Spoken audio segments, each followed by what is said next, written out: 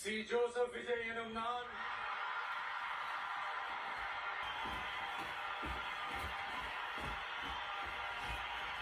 சட்டப்படி அமைக்கப்பெற்ற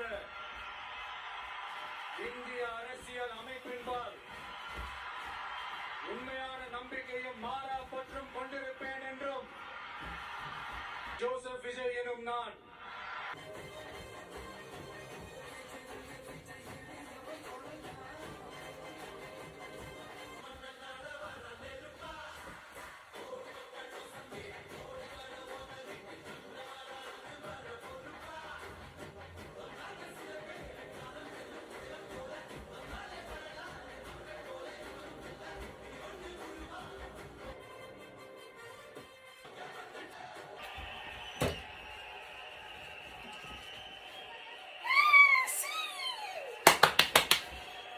என் நெஞ்சில் குடியிருக்கும் என்னுடைய வணக்கம் வணக்கம் வணக்கம்.